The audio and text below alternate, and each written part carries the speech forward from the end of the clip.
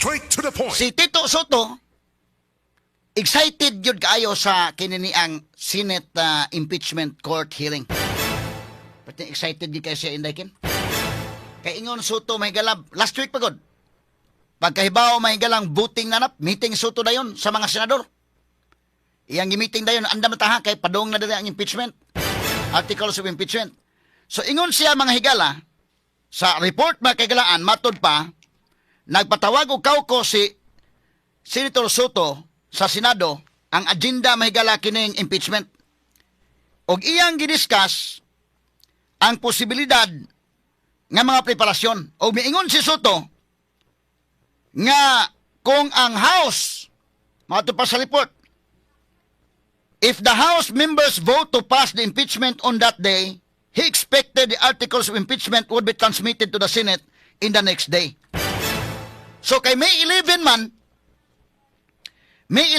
mga higala, matod pa mag-voting ang plenary.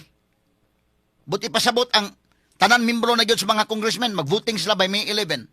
Nya, pila na may kuha ang boto mahigala nga 1/3 votes naman sa mga congressmen. So 1/3 of 118 congressmen, so naas mga 106. Once makuha nila na, May 11, ingon si Soto, in the next day, May 12, maabot na sa Senate. Ingon Soto, maabot sa Senate, at tanawa na mag-voting May 11, o mabutuhan na mahigala na ay 106 votes, maabot sa Senate, magkaugma, May 12. Inig May 13, ingon Soto, May 13, hearing na yun.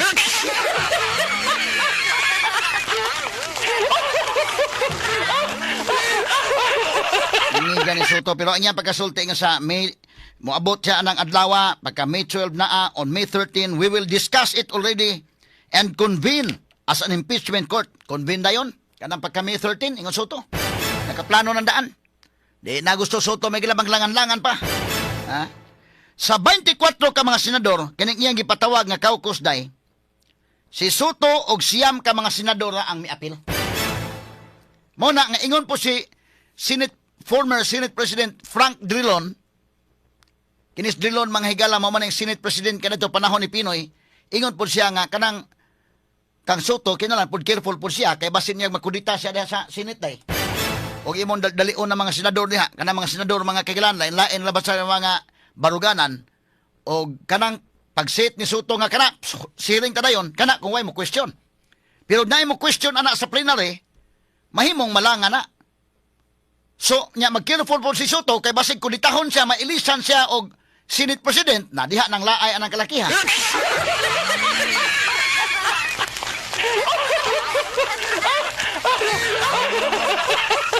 Kay dako man kay role ang Senate President, kay sa may muset mahigala sa trial, unless walay og naay question. So si Soto, gusto na nga madali. Ha? Gusto na nga madali. Nakinip, sagol ni mga strategies gyud. Pikas ug pikas nga strategy ni. Tan-awa ra gud. Muna nga ako mga listeners no, follow lang mo sa si Bianan DYHP kay ato mo explain diri ang kuan. Ako lang mo tagaan sa og ato ma simplify ba kay namang uban mga legal terms na pud uban. Nya kadtong mga igsuon na to uban labi na og kuan kadtong mga ordinary lang nga mga tao or bisan kadtong mga professionals o kadtong uban nga kasunod. Ari lang mo paminaw sa DYHP ug IFM.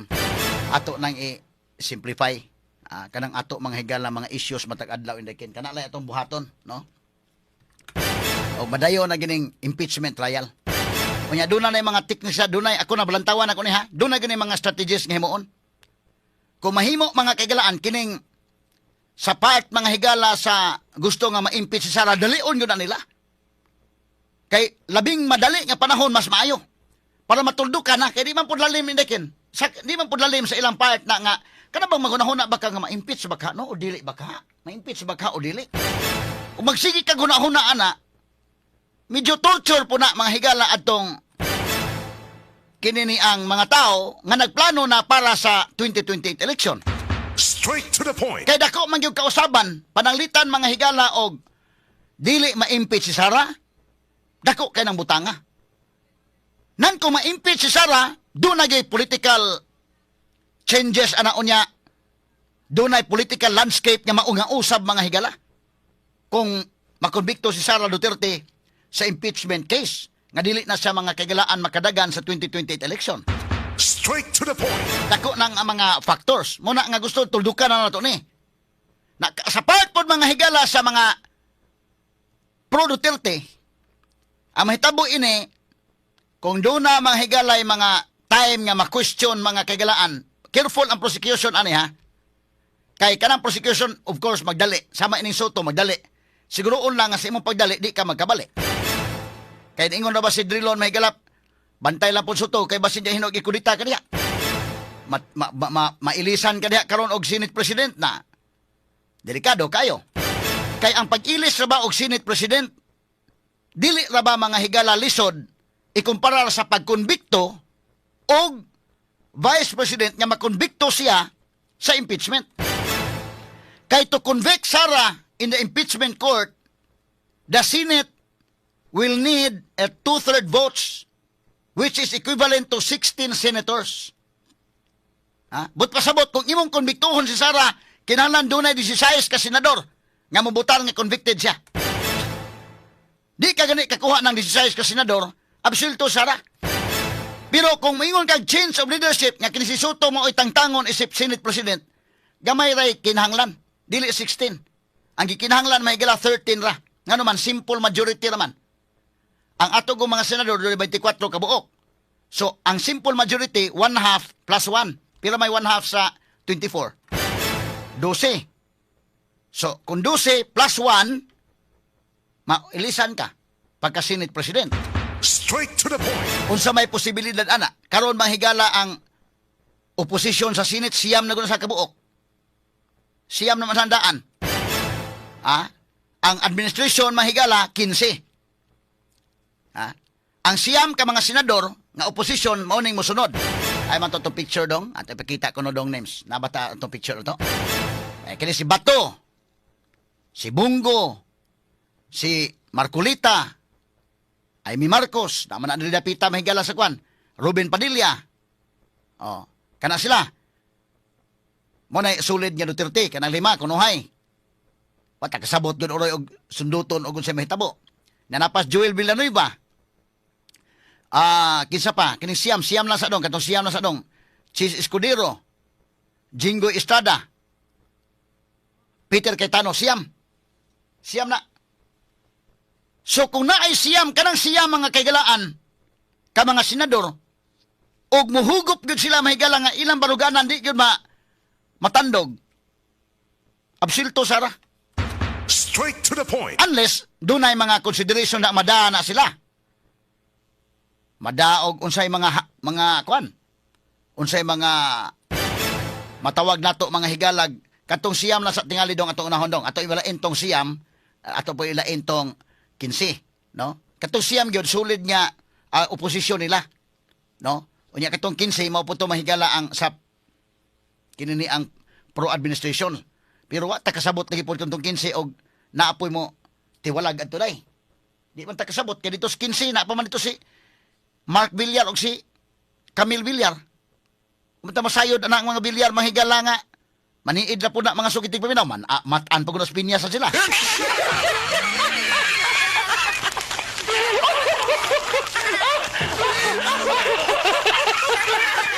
Unya kung doon na mga higalay mga time nga malangan na diha. Kung ako lay pasultion ha, although kini mga si Sara mahigala gusto sa nga ngadto na lang sa Senate. Adto sa Senate makakuha sila tog fair nga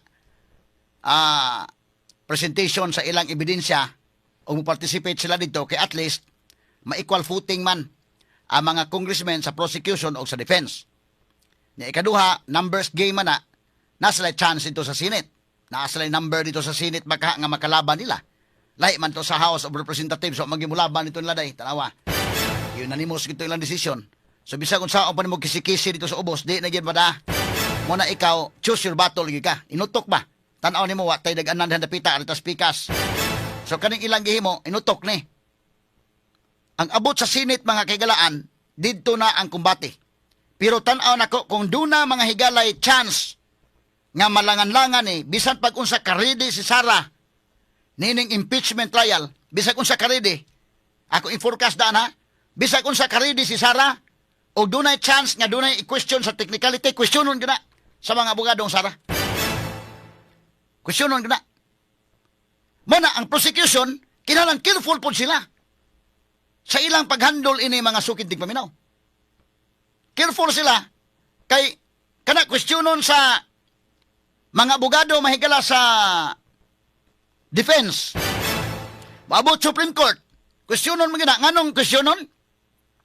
Kay bisan pag-ready si Sara sa bloodbath sa iyang giingon dito sa Senate. Pero once malangan-langan guna, malangan-langan mahigala gamay, pabor nga ning Sara. Straight to the point. Pabor. Nganong pabor man? Ha? Kay kadang madali, mga kailangan madali. Matuldukan na yun. Kung unsa ba, ma-impeach magdili. Pero kung malangan-langan nganong medyo pabor ni Sara, inignaay gamay sipya sa question da yon. Naay gamay ko na, debate da yon. Kay once malangan-langan, buying time kana, buying time in the part, mahigalang Sara Duterte, nga malangan-langan kining impeachment, bisa pa ibutang talanday, di mahuman o kwan, mga December, maabtag December, ibutang talang. Bisag kwan, gamayin ko na, questiono ni mo, anong abot December, o maabtag January na na. Kada witness nga ipresentar, i-cross-examine yung taman sa ginhawa.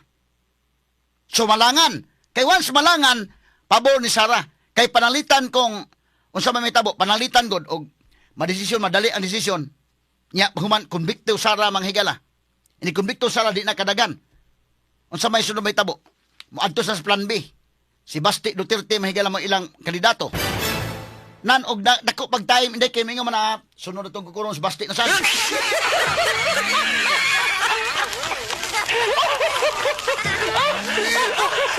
So dako og time nga mga kuan pa. Lahi man mahigala og malangan-langan maabtan nga na. O next year na wa na duol na eleksyon may duol na mang eleksyon. What na lang mo 2028. Sa di mo makapaabot ang mga tao may itong padesisyonon. Ngano man nga inyo man ang i-technical. Let the people decide. Kaya ang katauhan man maoy mo'y bakagagahom ani, no? Demokrasya man ta, ang mga tao maoy ang voice of the people is the voice of God. Kana kung malangan-langan. Ilagi ng tanawon. Kay kung madali, ibutanta, June by June, mahigala mag-impeachment, yung konbikto, Sara ilang konbiktohon, ibutanta lang day. Gawas o maabsilto. Pero makonbikto nila mahigala. Nya sunod mo, sakas Basti. Kaya mga tao mo, ariman simpati mahigala. Kung itag-interview si Amy Marcos at tumilabay nga Biyernes. Mo simpatiya mga tao nga rin Basti. Di, si Basti na po'y gukuron. Taas pagtayin ba nga magukon?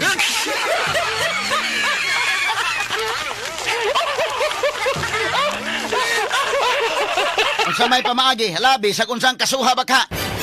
Ano mahulot nyo sila? Wala na'y kandidato, mahigalas Duterte. Kaya ang may tabog ko na ni, kung si Sara di kadagan, si Basti mahigala, gukuron sa niya.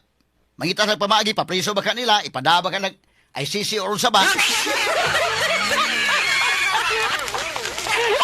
Taas pulong na sad, maog hapon, pangitag pamaagi. Taas pag time. Pero kung ibutanta lang makonbikto si Sara, pero adto na makonbikto sa December, ibutanta lang. By January may galam, 2007 naman, huwat na lang mo, total next year naman ang eleksyon. Obvious na kayo na inyong gihimo. Nga pagpanggukod di tanan. Mao gani mahitabo mga sukid tig paminaw.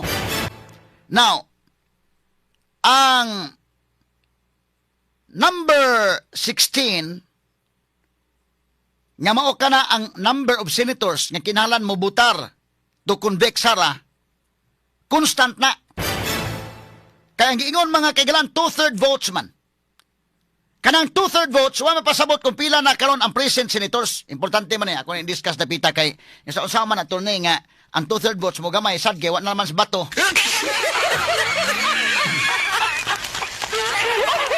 Si Bato de la Rosa may galawa nang pakita. Nabalaka mahigalang dadon sa ICC.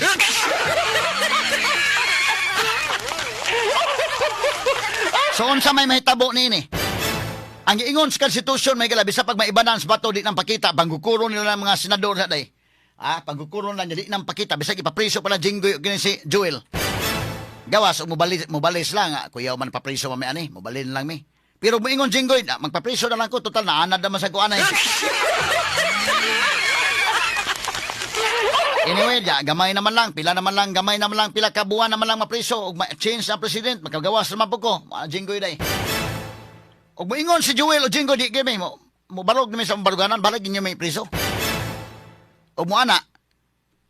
So maibanan ang mga senators kay ipapriso nimo panalitan, panggukuro nimo ni mga taga-oposisyon, mo gamay.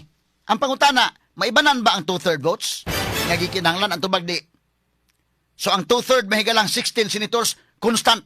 Nga naman, ang atong konstitusyon ni ingon man mga sukitig paminaw. Ni klaro man nga, no person shall be convicted without the concurrence of 2/3 of all the members of the Senate. Straight to the point. Pila may members sa Senate? 24 man. So, sa tanan nga mga membro sa Senate, mamay ang pagkwintada, ang iyamang number of seats, mamay kwintadahon. So, umingkag 24 ka number of seats, ang iyang 2/3 is 16 gyud.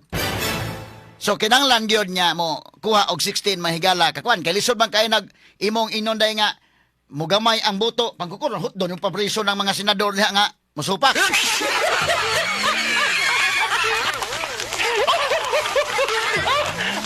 Aron mo gamay mahigalang requirement sa 2/3 vote.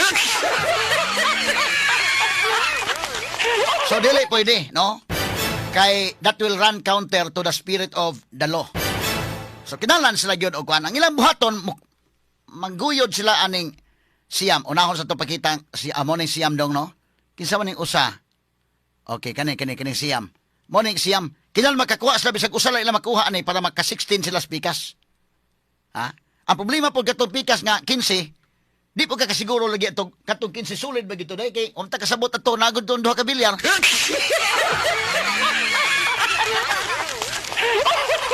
O sa duwa pa ni may gala sa basketball pa ni Nisto, pagka-trilling yung kayo, half shot sa gibiya.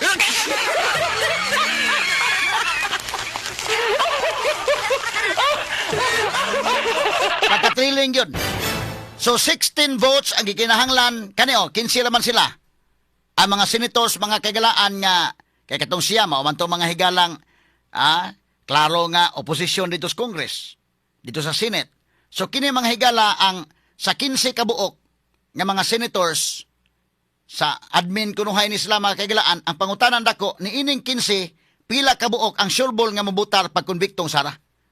Kung atong banaon, murag ang sure ining mabutar nga konbiktohon gyud Sara, kini si Risa. Kini si Risa, di na ni mapangutana dahil paksit Sara ini.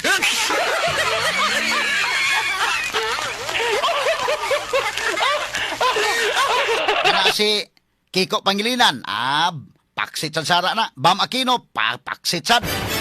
Butanta, so tulo na. Kini si Lacson, malagmit may gala, paksit sa Sara. Si Soto, labaw na. Kumbiktuhon ta ni Sara, so 5. O niya, kini duha ka Tulfo, ibutanta lang. Erwin o si Rafi, pila na, 7. 7 ka mga kwan.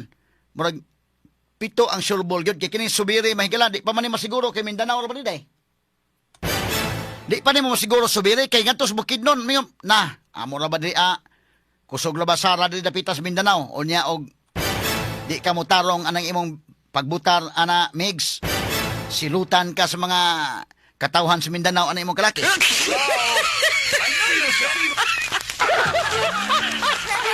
So kini si Meg Subiri, di pa ni mo masiguro na. Naminaw man to taga Bukidnon ron, mga sugid tigpaminaw, bati man ta dito. Sa Bukidnon, basta ka ng mga Mindanao area, kusog Duterte na day. Visayas o Mindanao. Although, sa Mindanao, sulit-sulit sila. Ang Visayas, di pa man matawagin nga sulit kay, although dito sa Leyte ka na si Martin, taga Leyte man na, pero dito sa Leyte, imong eleksyon dito, daog nga po Duterte. Ambot nakakalunha ka na may latest nga survey ron sa Pulse Asia. Ato po nang isgutan niyo taon.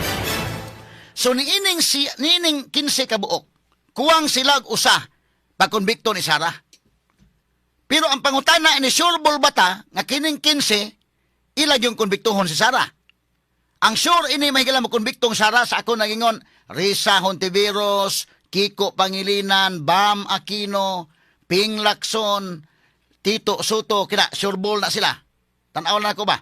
Ba't kining duha ka Tulfo gani? Mangita pa maniid pa man sa sitwasyon day. Maniid pa sa sitwasyon. Pero butanta lang, i-apil ta lang duha ka Tulfo. So 7 kabuk.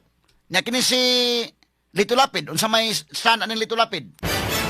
Di pa na to mabasa gyud maayo. Kay kadto bitawng pagbuto na mahigala nga angay bang lay down sa table mahigala tong impeachment kanito ingon mas Lito Lapid mo sunod lang ta Supreme Court. Dining duha ka bilyar, unsa may basa ninyo duha ka bilyar mo konbiktong sara ni or dili kay kini labas Mark ba re-electionist ba ni by 2028. Straight to the point.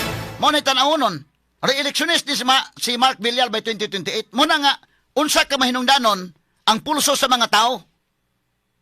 Unsa ka importante ang pulso sa mga tao. Because the senators will also take a cue from the people. Unsay ilang baruganan ron sa impeachment. Ha? Di ni mo siguro, kinis Mark Landaan, di masiguro ni mo kay na. Patahimik-tahimik lang ba lang na.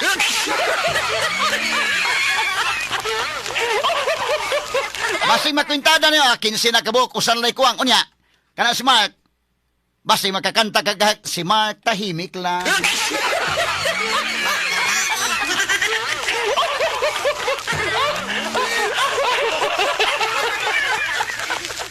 Tinuray lang, di mo mabasa ang utok ni mga Villars. Kay si Mark Villar is re-electionist. Si Mark Villar, sekretary na ni former President Rodrigo Duterte, mo na yan DPWH secretary, iyan ang alter ego. Si Camille Villar, si Sara mo ay nag-endorse, ana. So, dili pa ni mo masiguro nga ang ila may gala konbiktuhon la Sara. Di pa ni mo masiguro. Ha? Mo na giingon, dito sa Senate, medyo dako pa ning trabahoon dito gyud. Pero wala, ang ebidensya gyud ipakita diha ron kay ang mga tawo mahigala. Apil man nga mutan-aw. Unsaon pag-appreciate sa mga senators ang mga ebidensya. Kung ang ebidensya i-present gawas ang mga senators nga nagtan-aw diha, unsaon na pag-appreciate ang ebidensya ug unsaon sa katawhan pag-appreciate ang ebidensya. Straight to the point. Mo na deroy tan-aw nun. So medyo 16 kabuok, medyo lisod-lisod ang pagkonbikto kay 16 man, pero ang pag-ilis og Senate President, dili kayo lisod. Ngano, tungod kay kinahanglan rag 13. Pero unsa man na pag-ilis, balik ta itong siyam ka mga senators kuno dong names. Siyam. Katutuang opposition. Kaniyo, siyam. So siyam naman sila kabuok. Unsaon man nila makakuha sa 13, aron nila mapulihan si Senate President Tito Soto. Malagmit, siya man sila, kuwang sila og pila, siyam na po, 11, 12. Upat pa ilang kuwang, day? Kung gusto lang pulihan ang Senate President, upat ilang kuwang. Pero karon niining siyam, og maingon nga atong ituboy si Alan Peter Cayetano may atong ituboy. Malagmit nga si Pia Cayetano nga tuwa sa pikas, kini mga Cayetano, inutok sa ning ilang mga higala nga aray kas pikas, anak po kas pikas.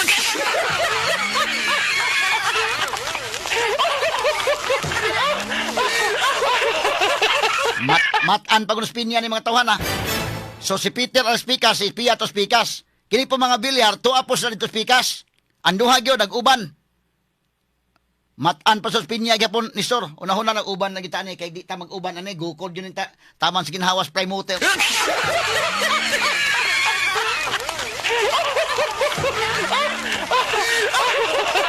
Gukuron yung kay taman sa ginhawa sa administrasyon. Kini ila mahigala sagol ni kuan sa nila. Ay inutok ko Japon. Inutok sagol minarukoy, sagol kuan. So dito nag-uban ang duha ka bilyars.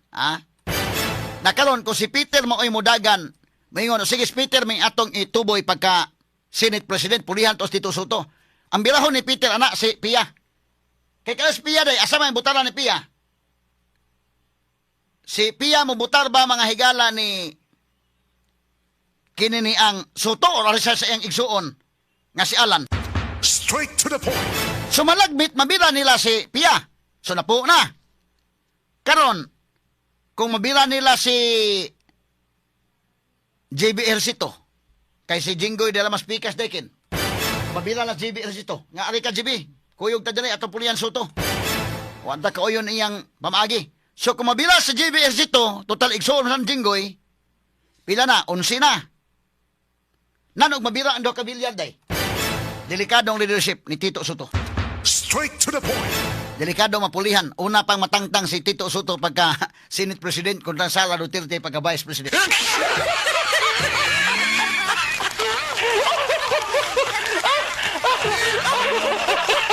Kaya ato lagi kitaw katawa mo na maingon ta.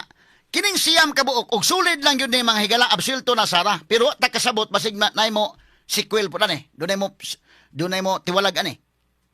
Kay kinilandaan mahigala si Cheese pasakaag kaso. Si Jinggoy pasakag kaso, si Joel pasakag kaso. Pwede man ang negotiate nila dahil nga. Pasakaan, gimog kaso aning mga priso gimo ani ron, ha? Pero kung mosugot mo sa unsay mando sa Malacañang da, mahimong gawas nun mo. Straight to the point. Piton ni sila mahigala, mahimong makakuha gyud og usa ra magigikinahanglan. Pwede. No, pero ang mahitabo ana, pwede sag maingon ni mga senadora nga magpapriso na lang mi total o ba presidente Sara by 2028 magagawas sa sabi.